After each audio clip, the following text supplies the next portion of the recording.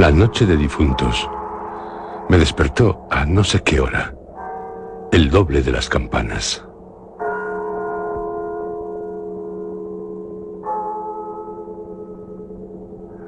Su tañido, monótono y eterno, me trajo a las mientes esta tradición que oí hace poco en Soria.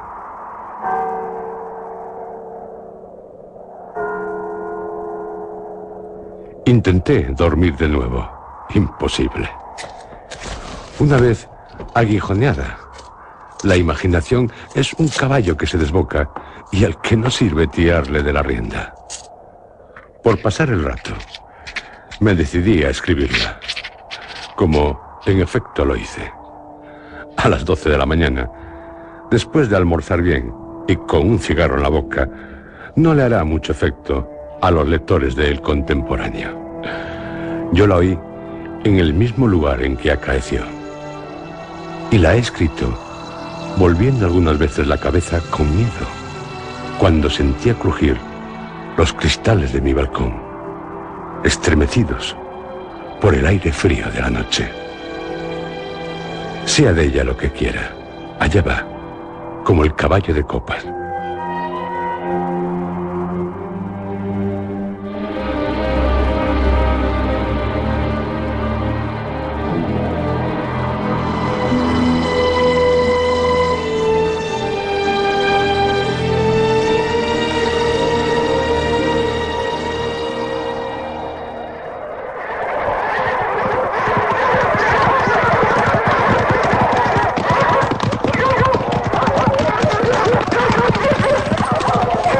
¡Atad a los perros!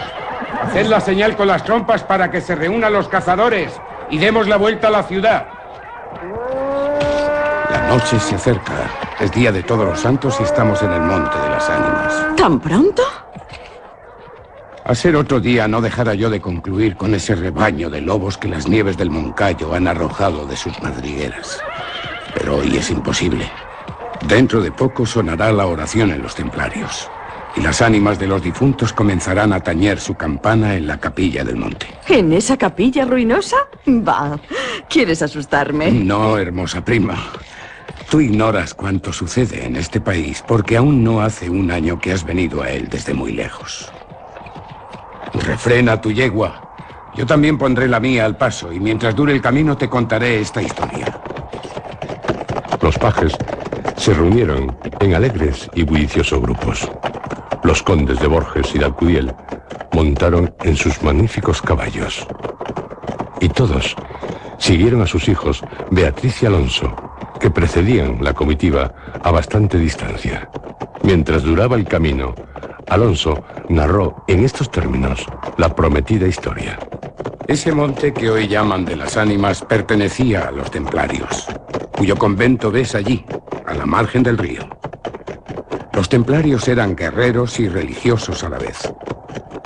Conquistada Soria a los árabes, el rey los hizo venir de lejanas tierras para defender la ciudad por la parte del puente, haciendo en ello notable agravio a sus nobles de Castilla, que así pudieran solos defenderla como la conquistaron. Entre los caballeros de la nueva y poderosa orden y los hidalgos de la ciudad, fermentó por algunos años y estalló al fin un odio profundo. Los primeros tenían acotado ese monte, donde reservaban caza abundante para satisfacer sus necesidades y contribuir a sus placeres. Los segundos determinaron organizar una gran batida en el coto, a pesar de las severas prohibiciones de los clérigos con espuelas, como llamaban a sus enemigos. Cundió la voz del reto. Y nada fue parte a detener a los unos en su manía de cazar y a los otros en su empeño de estorbarlo. La proyectada expedición se llevó a cabo. No se acordaron de ella las fieras. Antes las tendría presente tantas madres como arrastraron sendos lutos por sus hijos. Aquello no fue una cacería.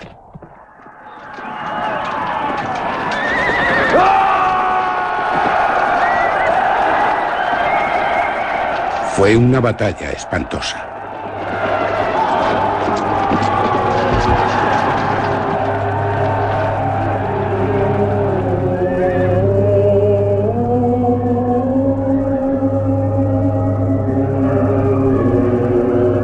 monte quedó sembrado de cadáveres.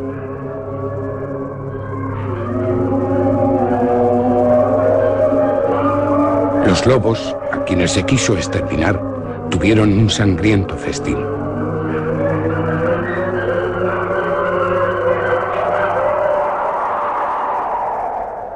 Por último intervino la autoridad del rey. El monte, maldita ocasión para tantas desgracias, se declaró abandonado. Y la capilla de los religiosos, situada en el mismo monte, y en cuyo atrio se enterraron juntos amigos y enemigos, comenzó a arruinarse. Desde entonces dicen que cuando llega la noche de difuntos, se oye doblar la campana de la capilla, y que las ánimas de los muertos, envueltas en jirones de sus sudarios, corren como en una cacería fantástica por entre las breñas y los zarzales.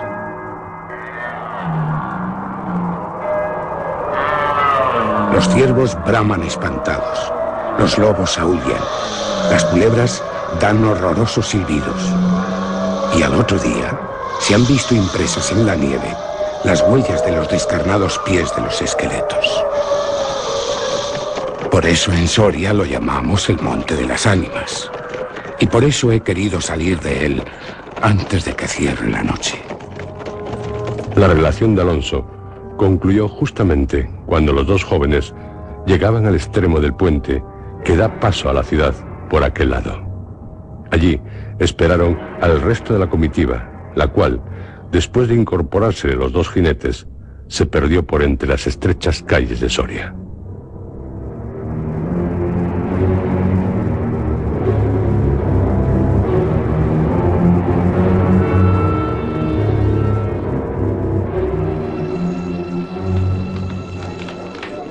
Los servidores acababan de levantar los manteles. La alta chimenea gótica del Palacio de los Condes de Alcudiel despedía un vivo resplandor, iluminando algunos grupos de damas y caballeros que alrededor de la lumbre conversaban familiarmente, y el viento azotaba los emplomados vidrios de las ojivas del salón. Solo dos personas parecían ajenas a la conversación general: Beatriz y Alonso. Beatriz seguía con los ojos y absorta en un vago pensamiento los caprichos de la llama.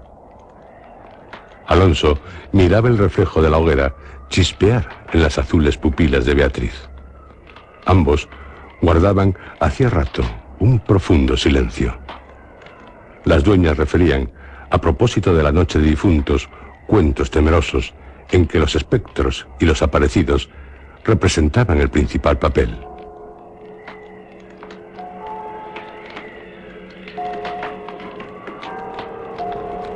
Y las campanas de las iglesias de Soria doblaban a lo lejos con un tañido monótono y triste. «Hermosa prima», exclamó al fin Alonso, rompiendo el largo silencio en que se encontraban. «Beatriz, pronto vamos a separarnos, tal vez para siempre.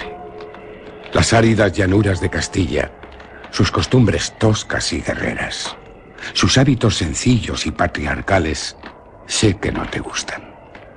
Te he oído suspirar varias veces, acaso por algún galán de tu lejano señorío». Beatriz hizo un gesto de fría indiferencia. Todo un carácter de mujer se reveló en aquella desdeñosa contracción de sus delgados labios.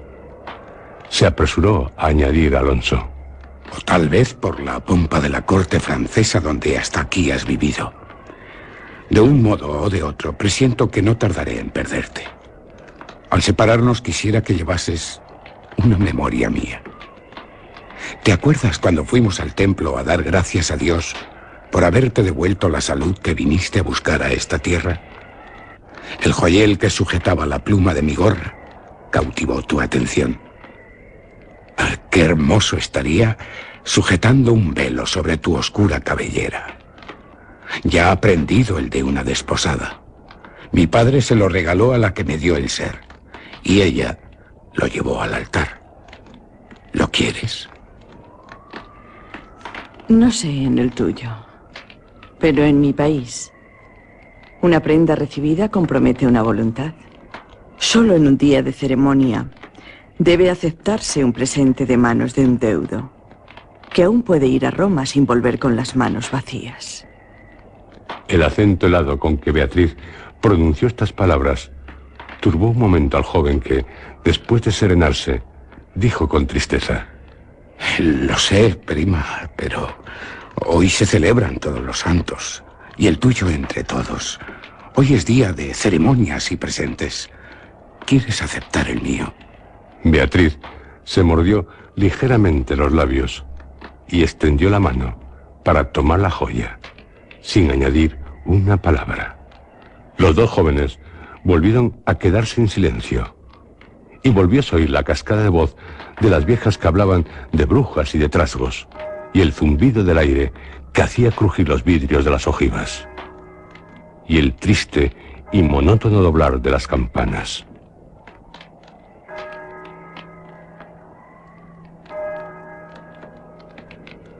Al cabo de algunos minutos, el interrumpido diálogo tornó a anudarse de este modo.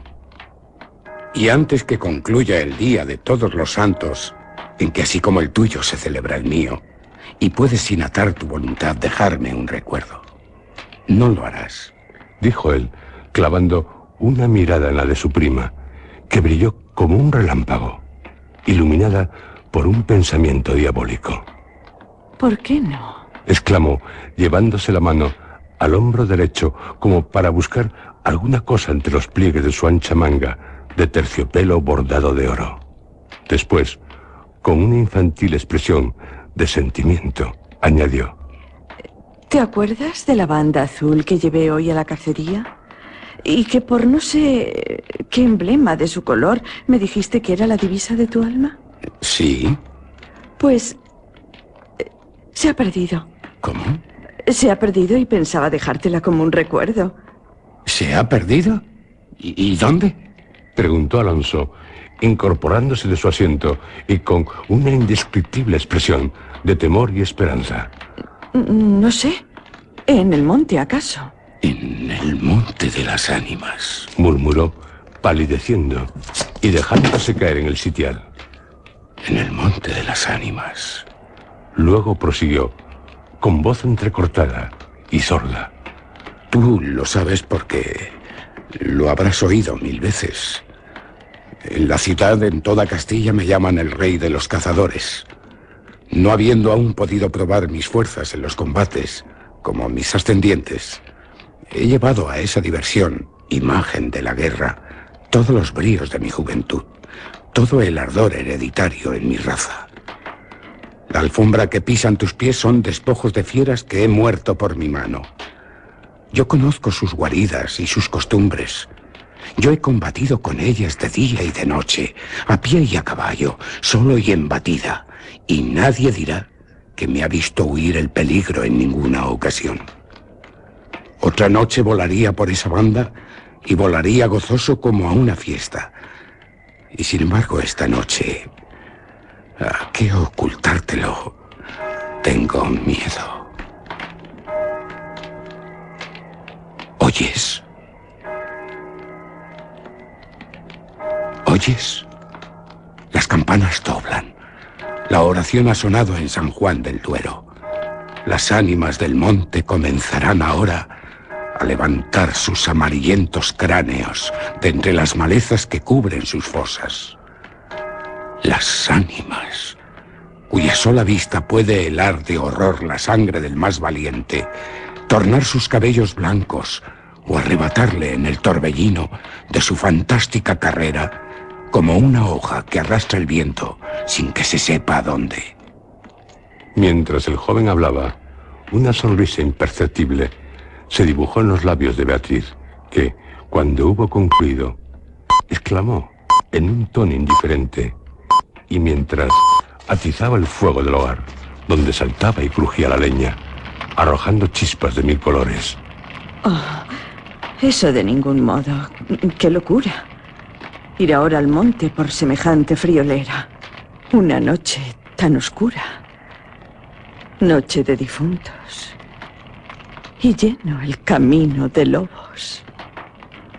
Al decir esta última frase, la recargó de un modo tan especial que Alonso no pudo menos de comprender toda su amarga ironía. Movido como por un resorte, se puso de pie.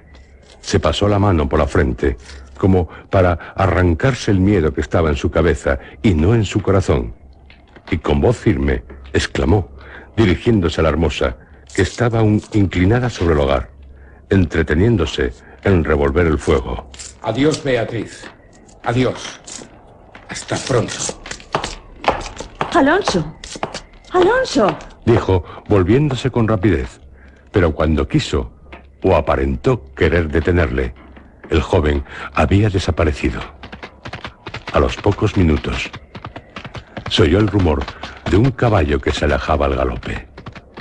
La hermosa, con una radiante expresión de orgullo satisfecho que coloreó sus mejillas, prestó atento oído a aquel rumor que se debilitaba, se perdía, que se desvaneció por último.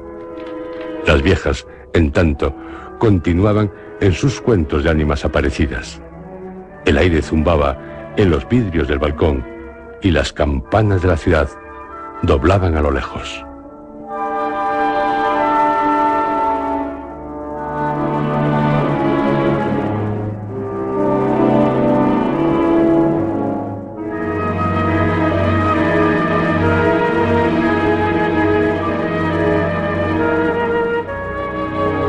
Había pasado 1 hora, 2, 3. La medianoche estaba a punto de sonar, cuando Beatriz se retiró a su oratorio. Alonso no volvía, y a querer, en menos de 1 hora, pudiera haberlo hecho. Habrá tenido miedo, exclamó la joven, cerrando su libro de oraciones y encaminándose a su lecho, después de haber intentado inútilmente murmurar algunos de los rezos que la Iglesia consagra en el Día de los Difuntos a los que ya no existen. Después de haber apagado la lámpara y cruzado las dobles cortinas de seda, se durmió. Se durmió con un sueño inquieto, ligero, nervioso.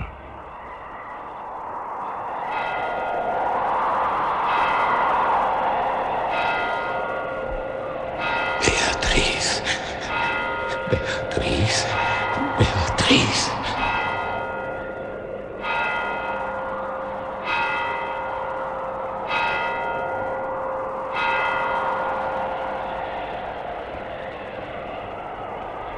Las 12 sonaron en el reloj del postigo. Beatriz oyó entre sueños las vibraciones de la campana, lentas, sordas, tristísimas, y entreabrió los ojos. Creía haber oído, aparte de ellas, pronunciar su nombre, pero lejos, muy lejos, y por una voz ahogada y doliente. El viento gemía en los vidrios de la ventana. Será el viento. Y, poniéndose la mano sobre el corazón, procuró tranquilizarse. Pero su corazón latía cada vez con más violencia. Las puertas de alerce del oratorio habían crujido sobre sus goznes con un chirrido agudo, prolongado y estridente. Primero unas y luego las otras más cercanas. Todas las puertas que daban paso a su habitación iban sonando por su orden. Estas con un ruido sordo y grave, aquellas con un lamento largo y crispador. Después, silencio.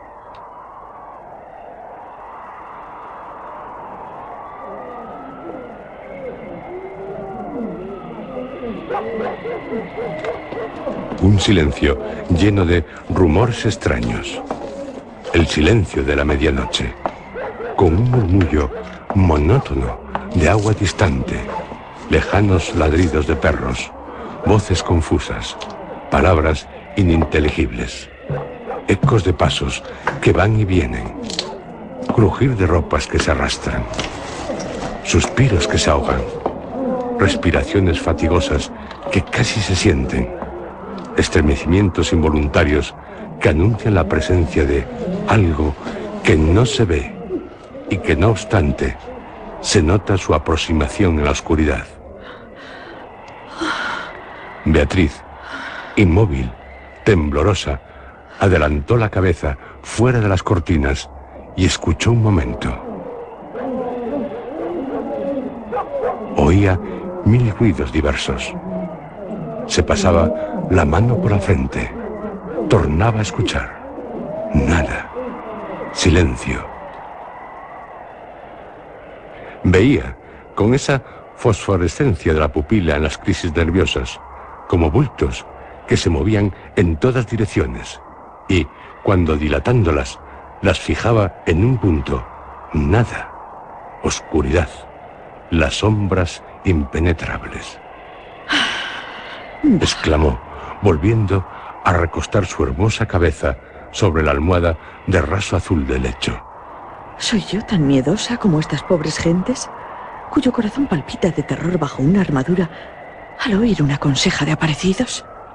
Y, cerrando los ojos, intentó dormir, pero, en vano, había hecho un esfuerzo sobre sí misma. Pronto volvió a incorporarse, más pálida, más inquieta, más aterrada. Ya no era una ilusión. Las colgaduras de brocado de la puerta habían rozado al separarse, y unas pisadas lentas sonaban sobre la alfombra. El rumor de aquellas pisadas era sordo, casi imperceptible, pero continuado, y a su compás se oía crujir una cosa como madera o hueso. Y se acercaban. Se acercaban. Y se movió el reclinatorio que estaba a la orilla de su lecho. Beatriz lanzó un grito agudo y, rebujándose en la ropa que la cubría, escondió la cabeza y contuvo el aliento. El aire azotaba los vidrios del balcón. El agua de la fuente lejana caía y caía con un rumor eterno y monótono. Los ladridos de los perros se dilataban en las ráfagas del aire, y las campanas de la ciudad de Soria, unas cerca, otras distantes, doblaban tristemente por las ánimas de los difuntos.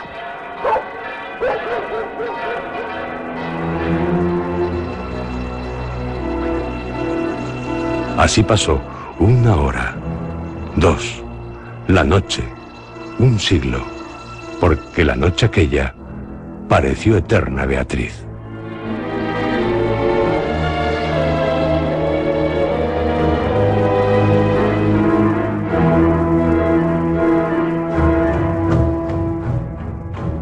Al fin, despuntó la aurora. Vuelta de su temor, entreabrió los ojos a los primeros rayos de la luz. Después de una noche de insomnio y de terrores, es tan hermosa la luz clara y blanca del día. Separó las cortinas de seda del lecho, tendió una mirada serena a su alrededor y ya se disponía a reírse de sus temores pasados, cuando de repente un sudor frío cubrió su cuerpo. Sus ojos se desencajaron y una palidez mortal decoloró sus mejillas. Sobre el reclinatorio había visto, sangrienta y desgarrada, la banda azul que perdiera en el monte. La banda azul que fue a buscar a Alonso.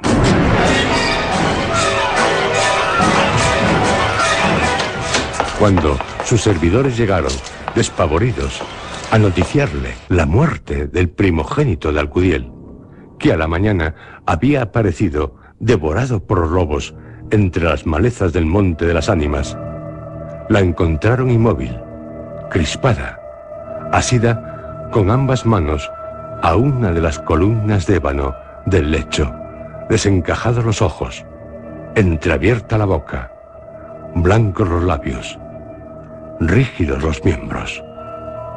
Muerta, muerta de terror.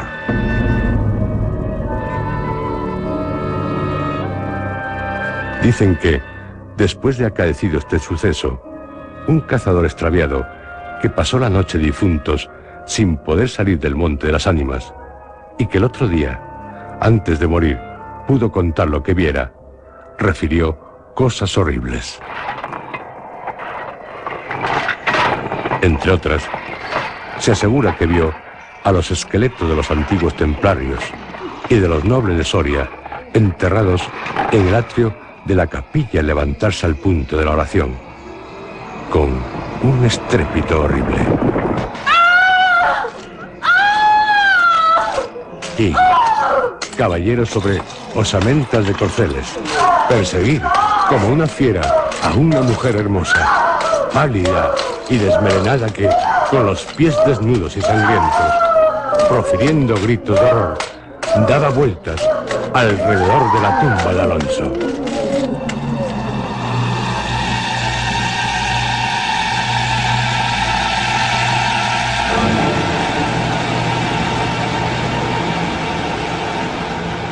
Ánimas hay también en otra de sus sobrenaturales leyendas, la Cueva de la Mora.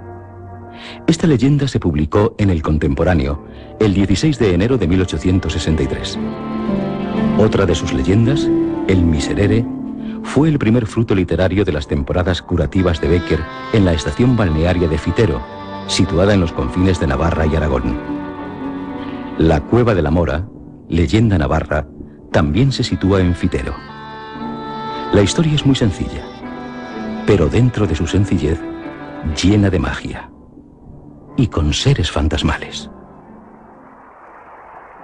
Frente al establecimiento de baños de Fitero y sobre unas rocas cortadas a pico, a cuyos pies corre el río Alhama, se ven todavía los restos abandonados de un castillo árabe, célebre en los fastos gloriosos de la Reconquista, por haber sido teatro de grandes y memorables hazañas, así por parte de los que lo defendieron como de los que valerosamente clavaron sobre sus almenas el estandarte de la cruz. De los muros no quedan más que algunos ruinosos vestigios. Las piedras de la atalaya han caído unas sobre otras al foso y lo han cegado por completo. En el patio de armas crecen zarzales y matas de jaramago. Por todas partes, a donde se vuelven los ojos, no se ven más que arcos rotos, sillares oscuros y carcomidos. Aquí, un lienzo de barbacana, entre cuyas hendiduras nace la hiedra. Allí, un torreón que aún se tiene en pie como por milagro. Más allá, los postes de argamasa con las anillas de hierro que sostenían el puente colgante. Durante mi estancia en los baños, ya por hacer ejercicio, que según me decían, era conveniente al estado de mi salud, ya arrastrado por la curiosidad, todas las tardes tomaba entre aquellos vericuetos el camino que conduce a las ruinas de la fortaleza árabe. Y allí me pasaba las horas y las horas escarbando el suelo por ver si encontraba algunas armas, dando golpes en los muros para observar si sonaba hueco y sorprender el escondrijo de un tesoro, y metiéndome por todos los rincones, con la idea de encontrar la entrada de alguno de estos subterráneos que es fama existen en todos los castillos de los moros. Mis diligentes pesquisas fueron por demás infructuosas.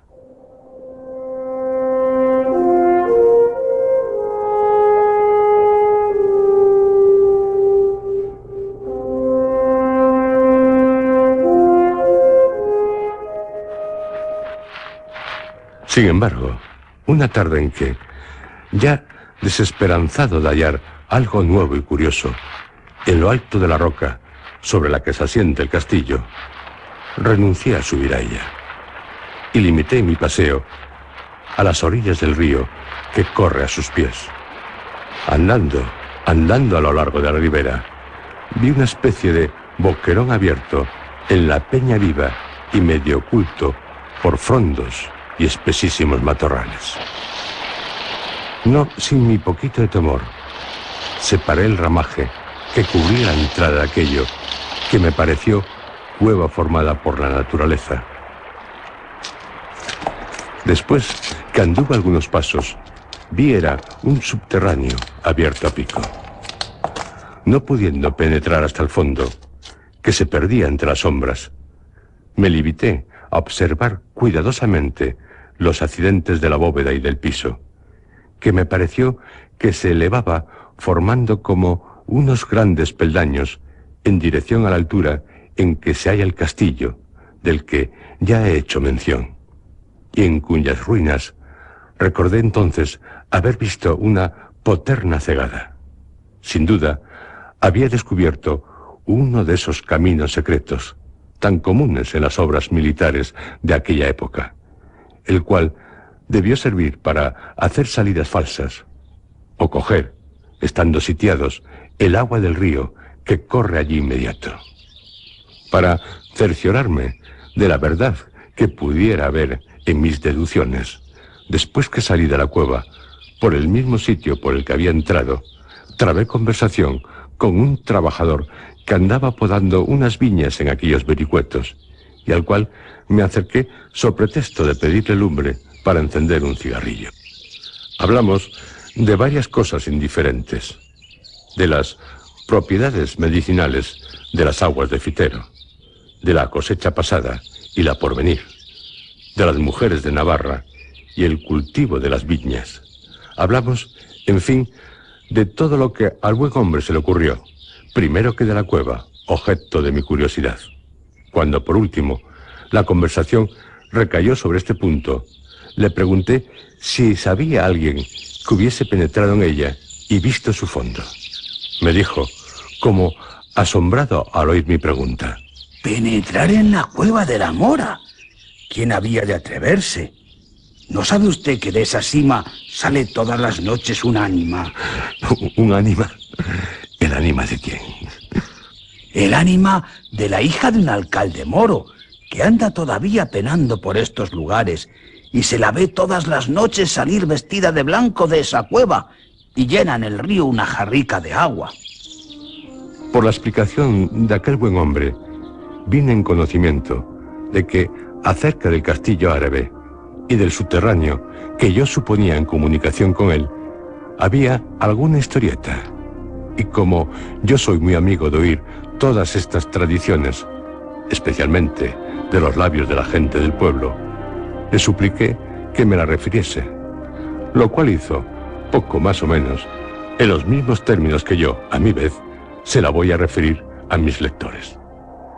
Cuando el castillo, del que ahora solo restan algunas informes ruinas, se tenía aún por los reyes moros, y sus torres, de las que no ha quedado piedra sobre piedra, dominaban desde lo alto de la roca en que tiene asiento todo aquel fertilísimo valle que fecunda el río Alhama, tuvo lugar, junto a la villa de Fitero, una reñida batalla, en la cual cayó herido y prisionero de los árabes un famoso caballero cristiano, tan digno de renombre por su piedad como por su valentía.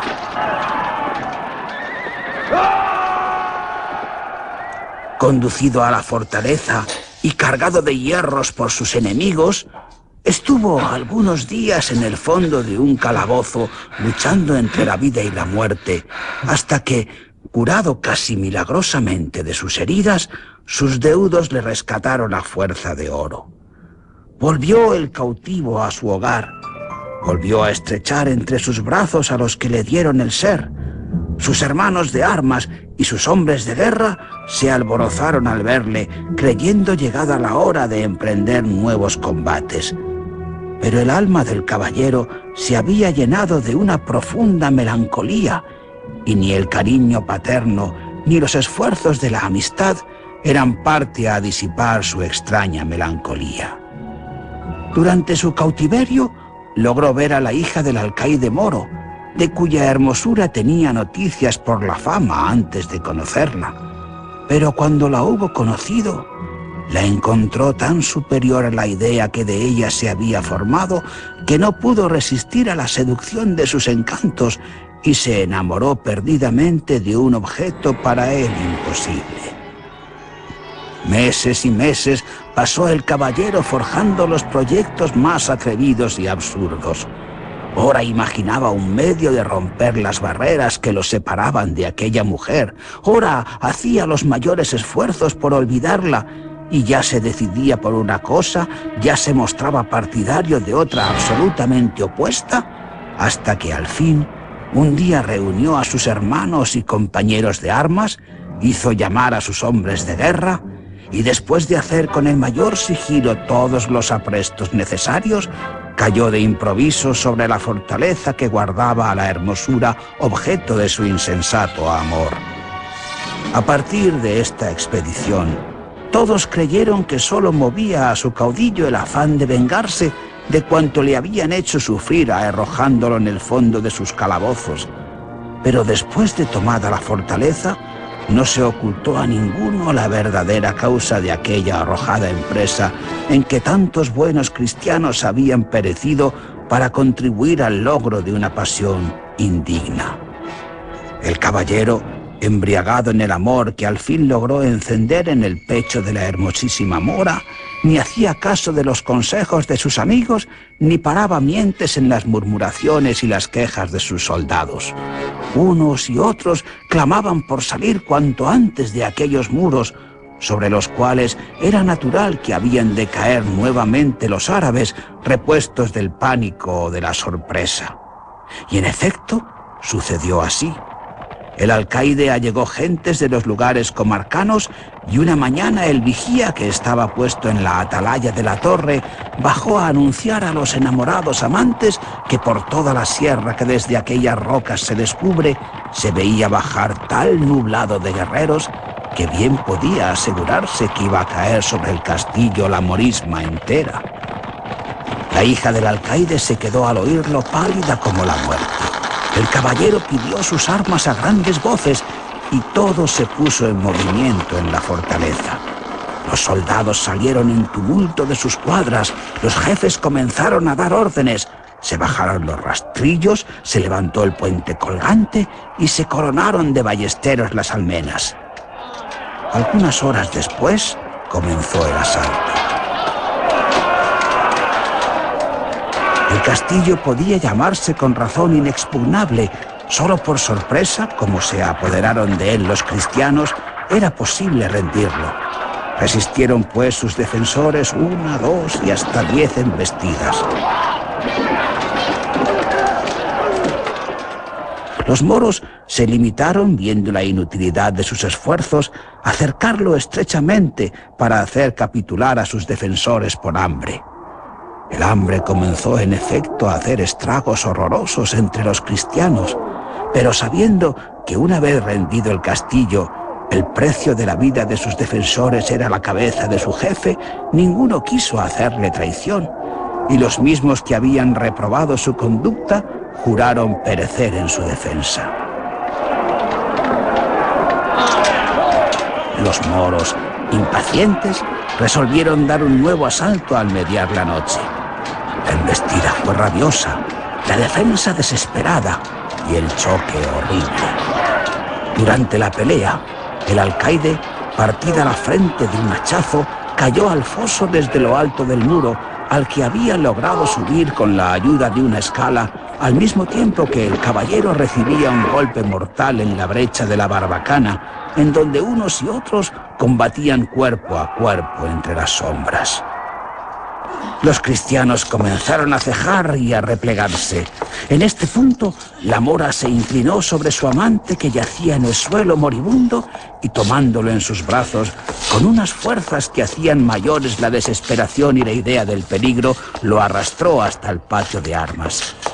Allí tocó a un resorte, se levantó una piedra como movida por un impulso sobrenatural, y por la boca que dejó ver al levantarse, desapareció con su preciosa carga y comenzó a descender hasta llegar al fondo del subterráneo. Cuando el caballero volvió en sí, tendió alrededor una mirada llena de extravío y dijo: Tengo sed. Me muero. Me abraso. Y en su delirio precursor de la muerte, de sus labios secos, al pasar por los cuales silbaba la respiración, solo se oían salir estas palabras angustiosas: Tengo sed. Me abrazo. Agua. Agua. La mora sabía que aquel subterráneo tenía una salida al valle por donde corre el río. El valle y todas las alturas que lo coronaban estaban llenos de soldados moros, que una vez rendida la fortaleza buscaban en vano por todas partes al caballero y a su amada para saciar en ellos su sed de exterminio. Sin embargo, no vaciló un instante y tomando el casco del moribundo se deslizó como una sombra por entre los matorrales que cubrían la boca de la cueva y bajó a la orilla del río. Ya había tomado el agua, ya iba a incorporarse para volver de nuevo al lado de su amante, cuando silbó una saeta y exhaló un grito. 2 guerreros moros que velaban alrededor de la fortaleza habían disparado sus arcos en la dirección en que oyeron moverse las ramas. La mora, herida de muerte, logró sin embargo arrastrarse a la entrada del subterráneo y penetrar hasta el fondo, donde se encontraba el caballero.